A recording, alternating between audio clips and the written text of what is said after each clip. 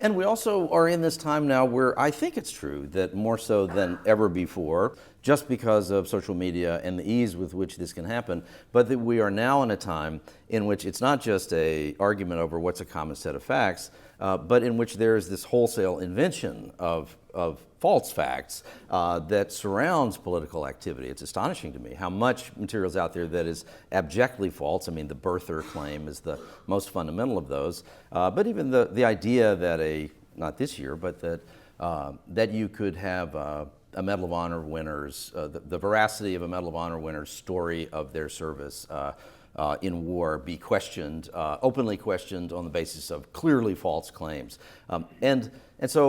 But there has to be an audience for all of this. Mm-hmm. It doesn't work unless there's an audience. And that's the American people. And so, has something changed with the American people? Was it that at one time we had our parents or grandparents had a demand for truth and a better sense of what's BS and what's not? And now we don't have that? Or is there something else? Well, I think that it's a combination of things. First of all, trust in any sort of authority has disappeared. And that is somewhat new. And so I hear this a lot. I hear it from my hairdresser. I hear it from people that I talk to when I talk to them about media. They're so frustrated because they don't know what to believe. They haven't been taught the skills that they need in order to wade through so much inaccurate information. We are in a new media environment that allows for false information to gain quite a bit of traction, but also you don't have an authority that you can turn to and say, tell me what's true. And I think that is part of the reason why conservative media has become so much more important in the last 10 to 15 years, is because if you have that ideological agreement, you can say to a Sean Hannity, I trust you. Just tell me what's true, because I can't make sense of all of this. And is that entirely new? People have always sort of looked to authorities in order to help them make sense of the world. I think what is troubling for democracy about this is that without any sense of what is real and what is not, I think that you lack the informed citizenry that you need in order to create an effective and useful politics. So I want to put you on the spot.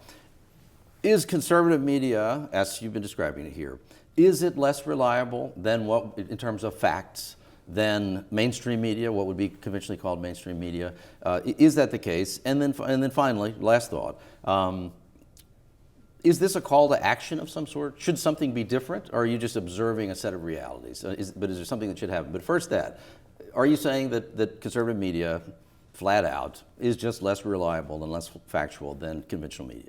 I'm saying that it has become less reliable. I think that at the start, it was bringing to the table stories and ideas that were being overlooked by conventional media. And that was actually bringing more good, useful information to the table. I think that as conservative media grew bigger and more insular, there was less of a feedback mechanism to make sure that what they were saying was comporting with reality.